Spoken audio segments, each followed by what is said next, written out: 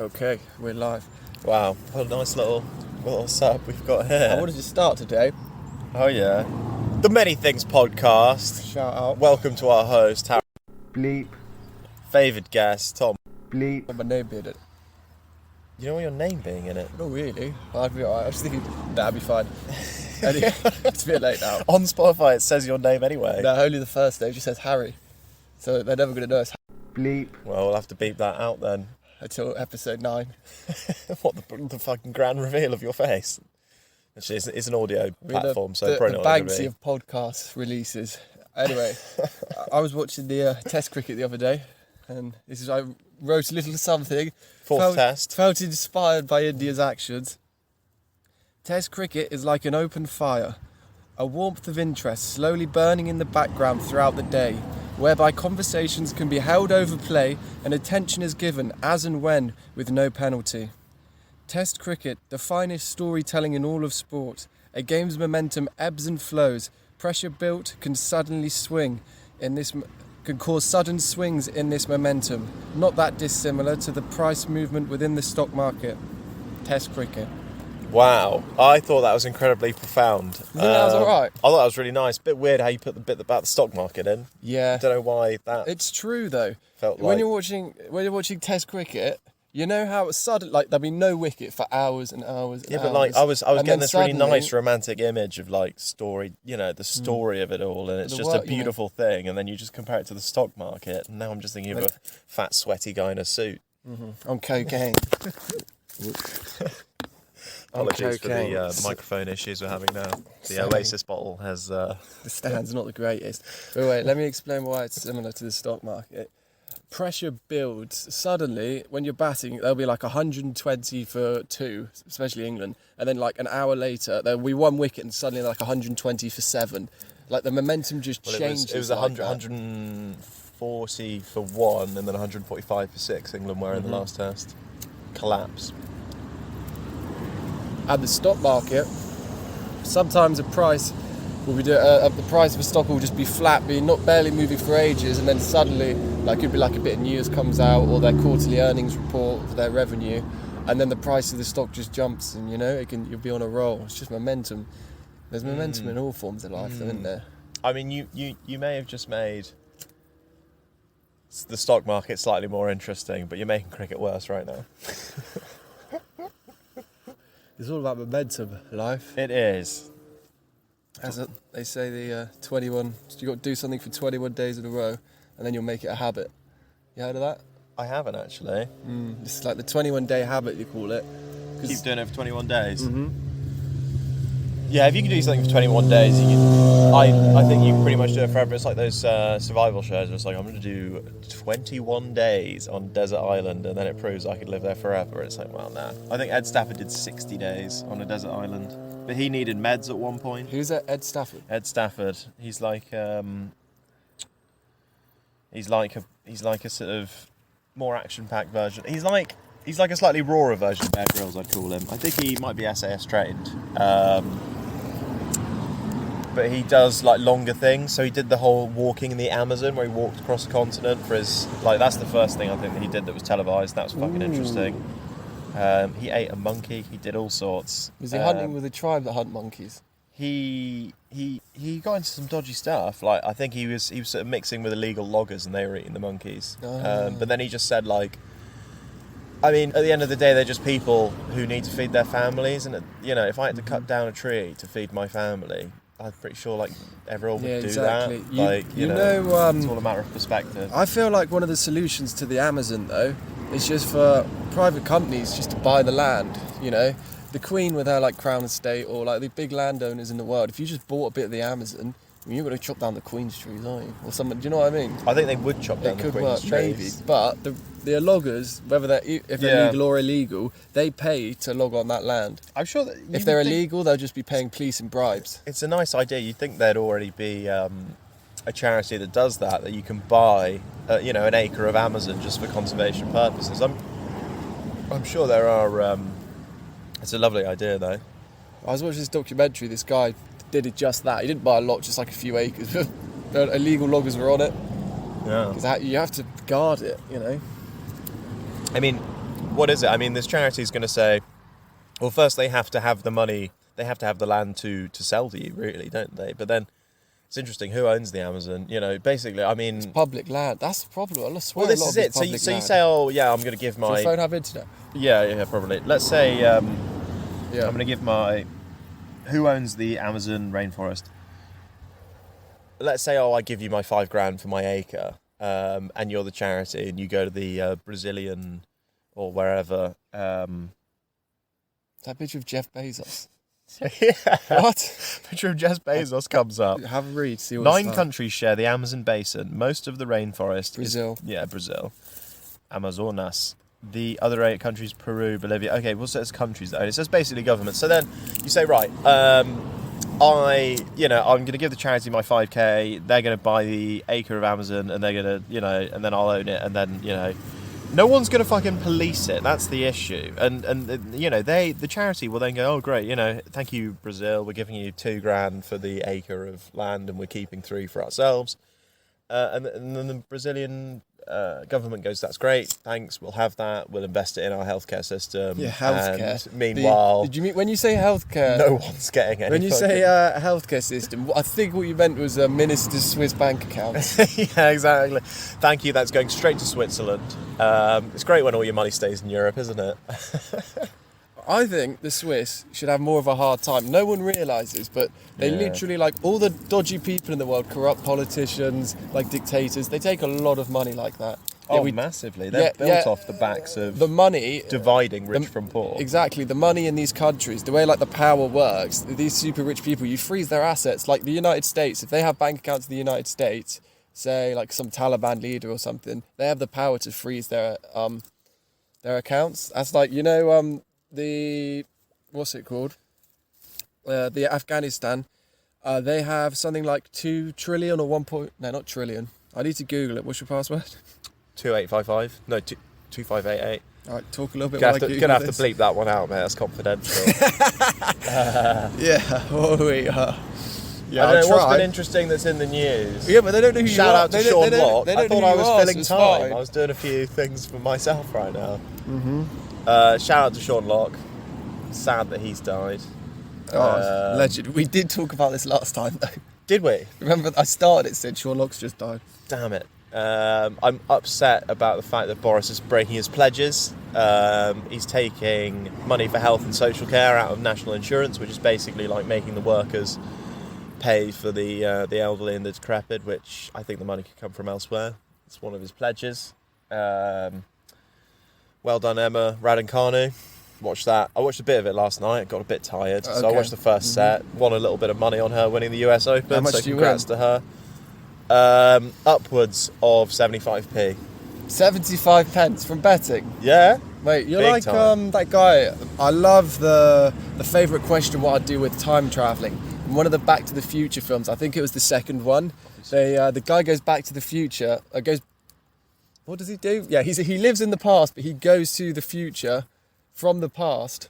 I can't work out which way it is, but basically he was in a frame of time where he knew where the what the sporting events were.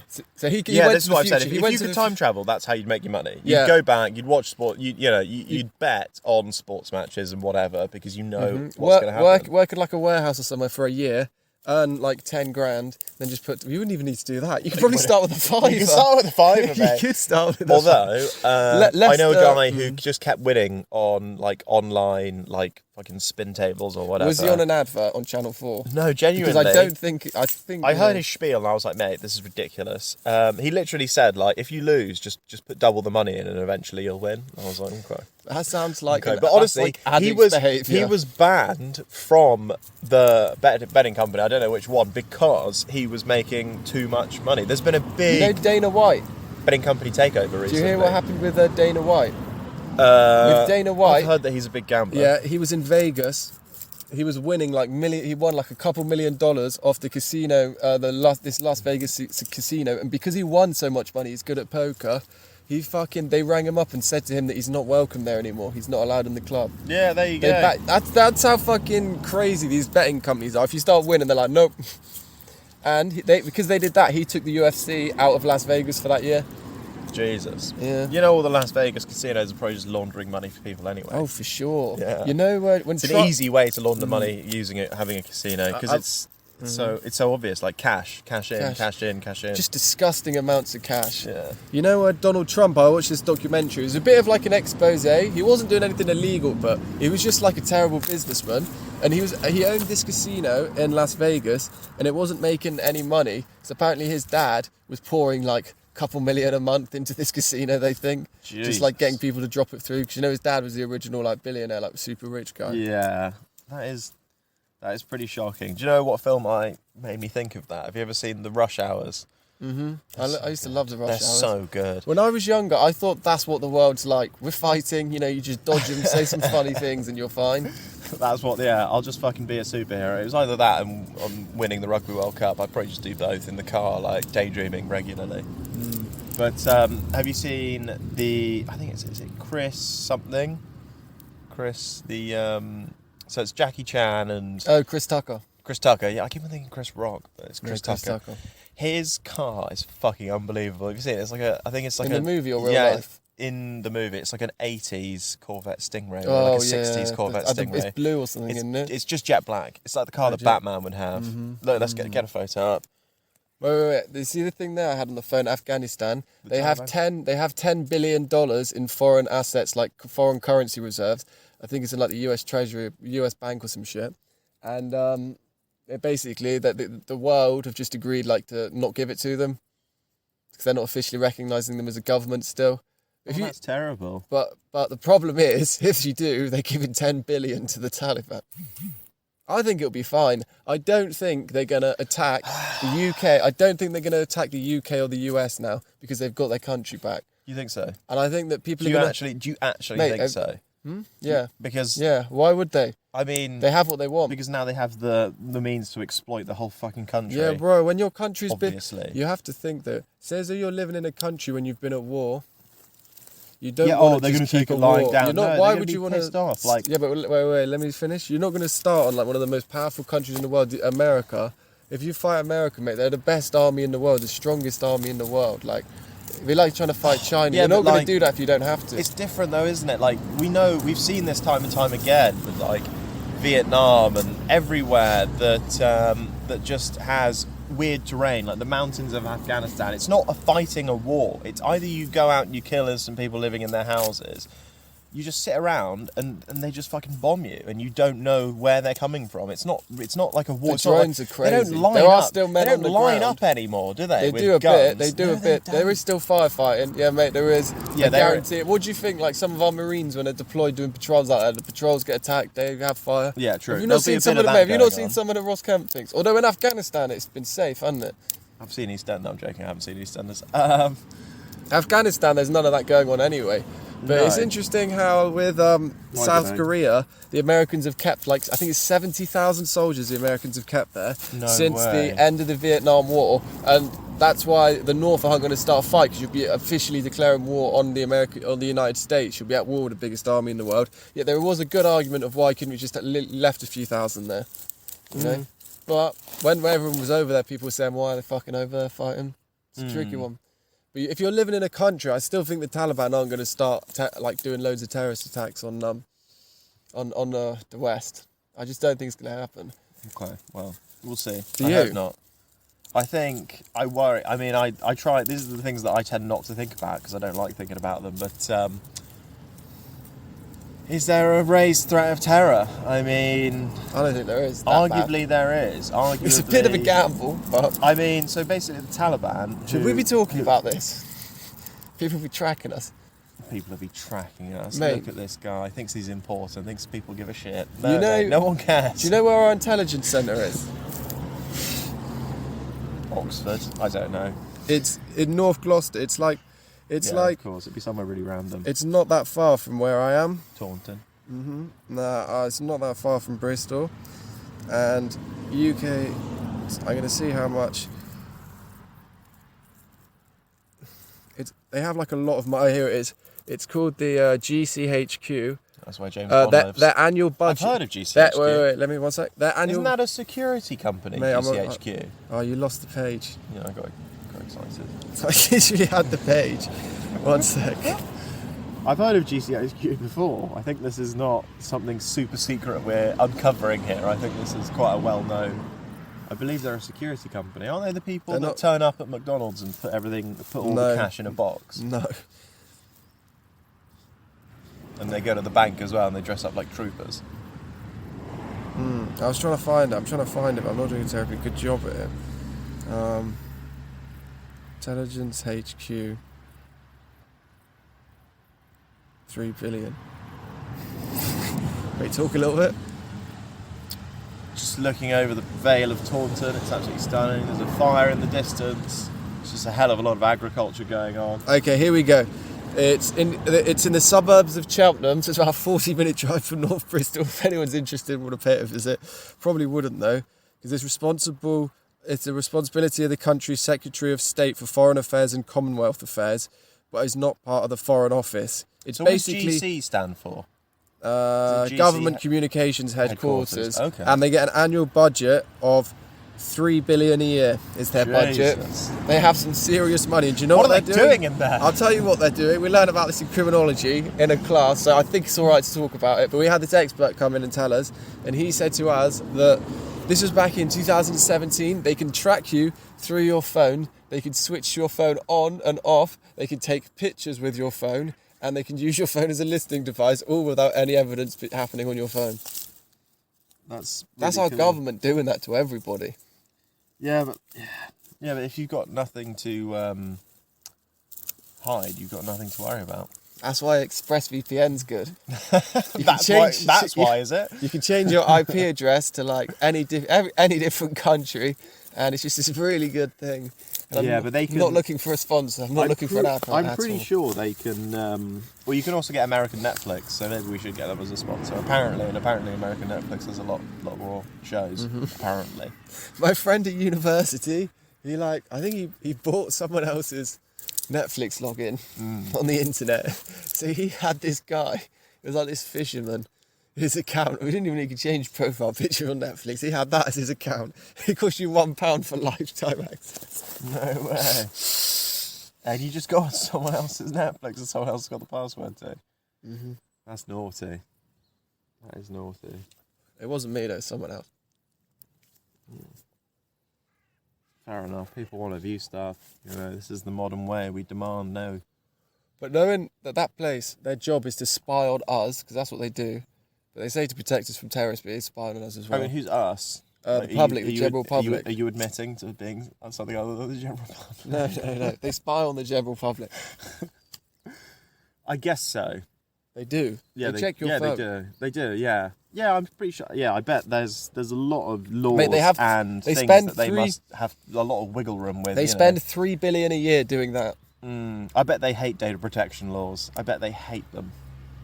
They could be bypassing them, but we wouldn't know. Who knows the internet data protection laws? I'll tell you who. Nobody. Everybody knows the laws for speeding, for having fights, drink driving, all of this. For cyber, but they're all common sense. I had to have a test on it. They're not though. Why do you Mate, think? They are. So I had to have a test on it, and I didn't revise for it. And I got 100% because it's like obviously you're not going to leak some shit. Like what it was was to do the with test? work. What was the test? So it was all just questions about how to protect people's data. Would you give the phone number of a colleague out to a company for sales purposes? Obviously not. No.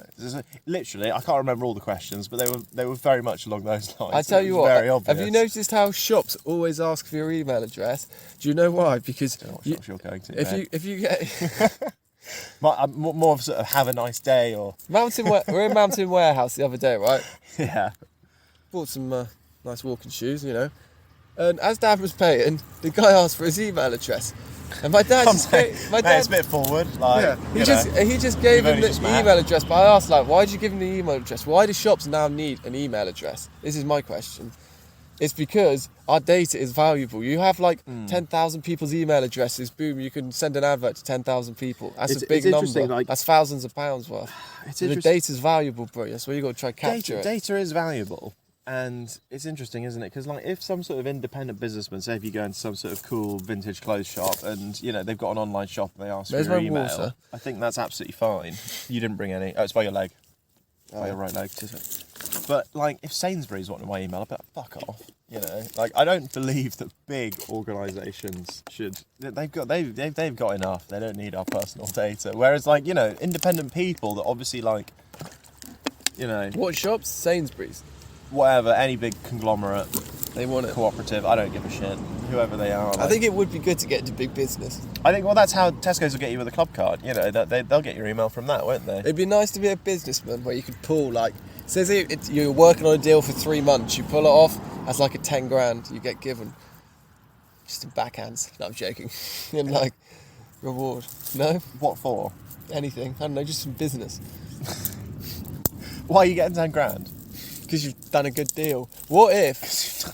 This is incredibly vague. Yeah, but bro, think of this as your okay. If you're looking to invest in emerging markets, think how cool that'd be. You could do like your own research. You know, I haven't actually been able to invest any stocks, so I'm spending all of my money on a degree instead. So you're not buying Xpeng? I put £1,000 into my account, into my trading account. You had to take it out. I took it straight back out again because I realised, like, and I still like am going to be scraping the absolute barrel. So mate, I'd love to, but it's how much are you making a week at the minute? I don't know. I mean, this is a bit of a personal question. Yeah, no, we'll leave. We're gonna move on. We'll probably just move on. I make enough. I make enough to do a masters. Let's put it like that. Mm-hmm. And live. Xpeng's gonna blow, baby. The logistics of it are quite good though. Yeah, in 2 years' I wish time, I'd bought in when you told me. yeah, it was you so still low. can.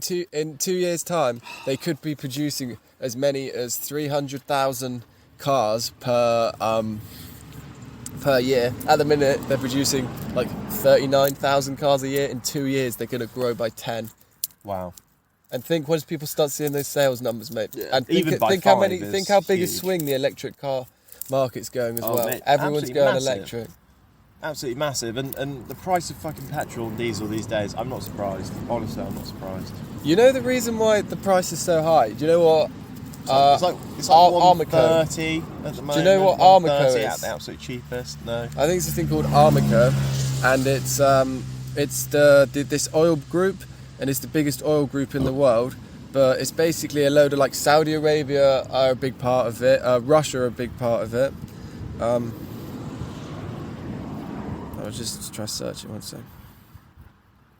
Oh, are you talking about in the 80s? So basically, I think Aramco. It's called Aramco. What you're alluding to is when, like, in the 80s Mate, or they sometime still around they then, still own it. It's still huge. Yeah, but there was a time when, you know, petrol was dirt cheap, and then Saudi Arabia just turned around one day and been like, we're not taking this shit anymore. They doubled or tripled the price. They tripled the price, and that was the in world's like a day, fuel. and then suddenly fuel became expensive.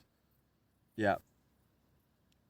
I mean, fair enough, but, you know, I don't like paying so much for petrol. It's just a bit of a joke, but... No, neither do I. But the reason why is because the group... get that electric car, mate, and then you'd be charging it at the wall.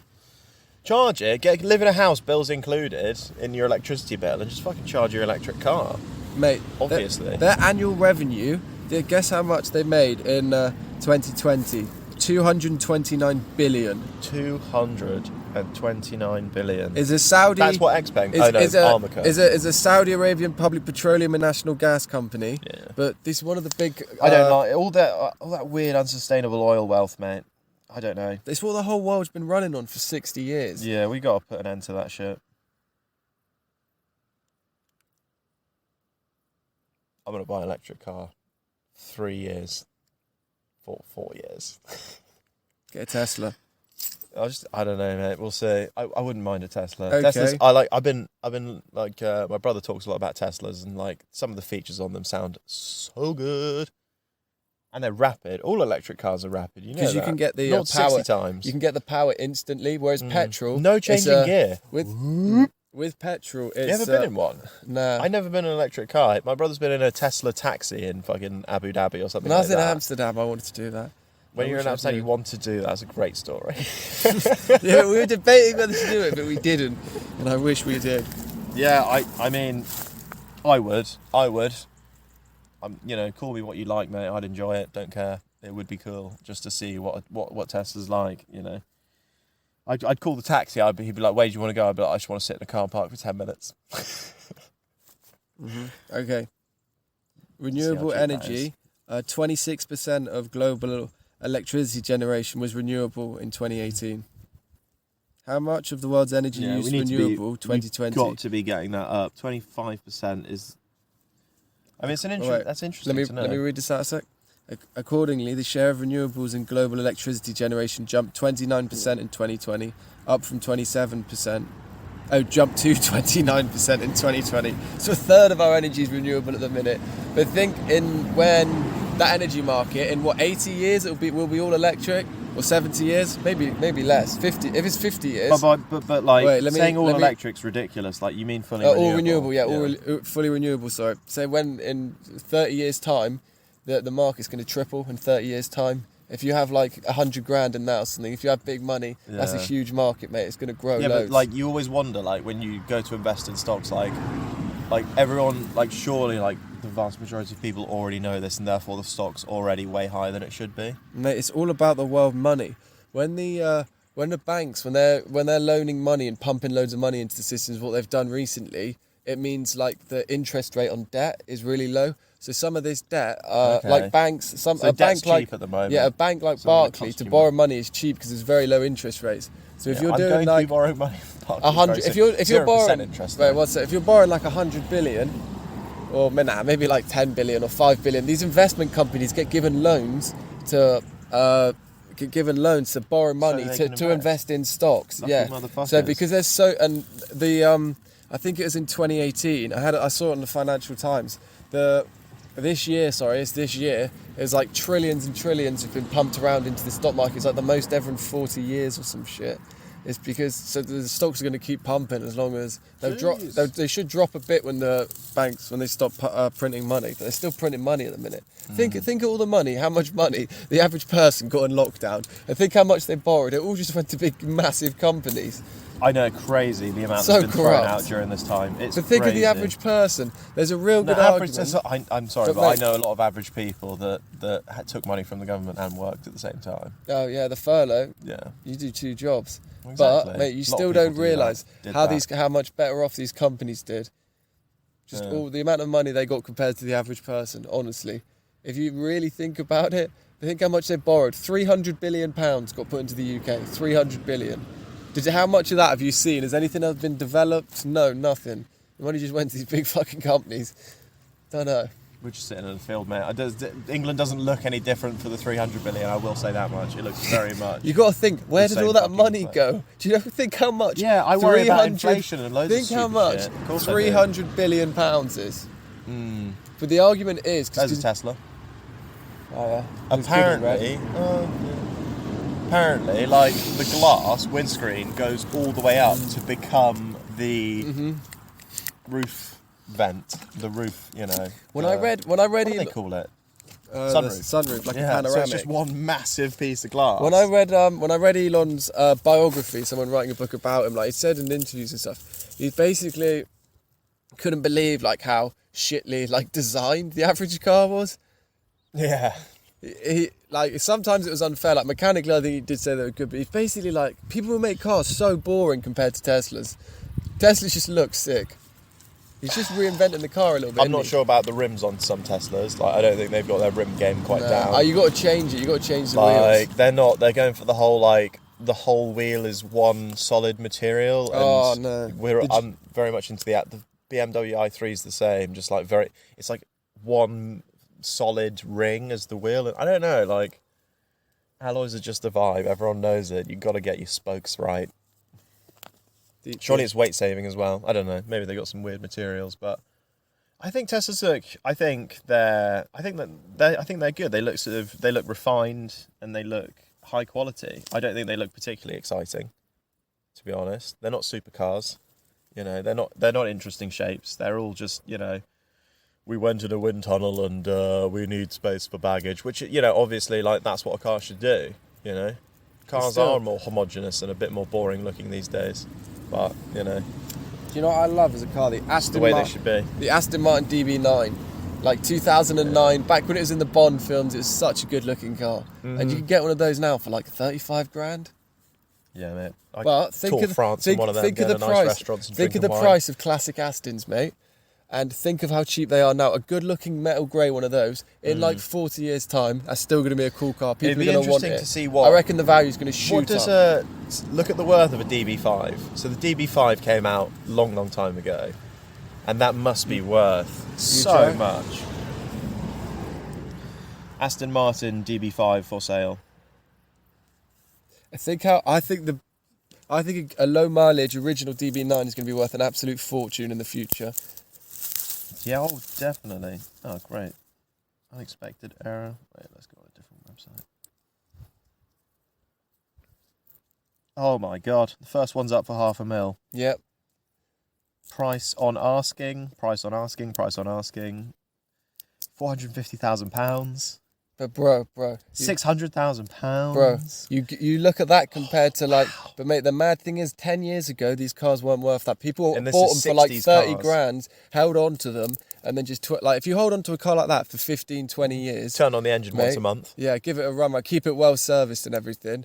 Bro, you could make big money from that. Yeah, but like, you're just going to be in a garage and a ladder's going to fall on it. No Do you know way. what I mean? No like, way. Bro, you'll have a nice thing to look at. Maybe take it out on the odd drive. You know? Yeah, exactly. Mate, I don't think this is a good investment for you looking at your car. Nah, I don't know if I could drive it. I think the reality of, because it's dry storage, it's rust will be a huge issue over those years, and you'll need a dehumidifier on the whole time, and all of a sudden you've got an electricity cost and imagine you have servicing. An Aston. Okay, listen to this. You just been down to the bar. Yeah, when you get married, you've got a nice car. You get back from the bar, put some classical music on, go down into the garage. You got a pool table and an Aston Martin DB9 just sat there. That will feel nice. That will feel so nice. That will feel so nice. Oh my god, yeah. But 30 grand. It's like having a pool table and an Aston Martin in your garage is like having an amazing museum of fun. Like that's just serious. It's just a beautiful thing. No one's going to dispute that. Do you think the DB9 is going to achieve that kind of status? Yep, I honestly do. Mate, it's a beautiful car. Just look at the prices. Some not even that nice looking classic Astons.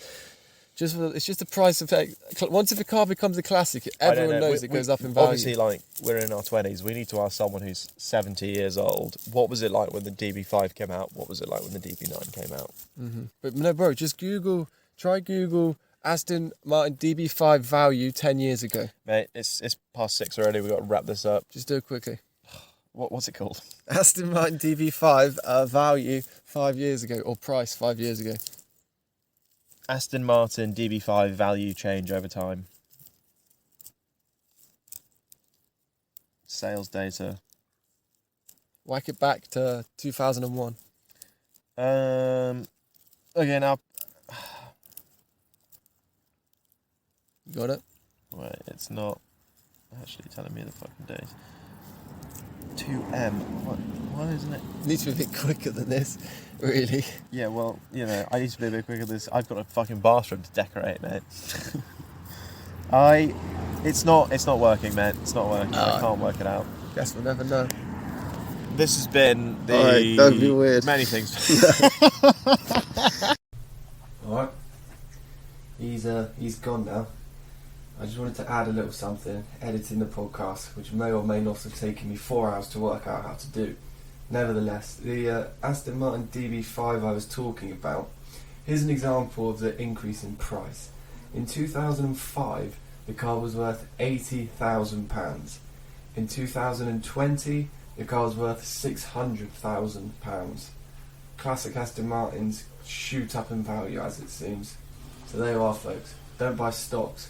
Buy Aston Martins. See ya.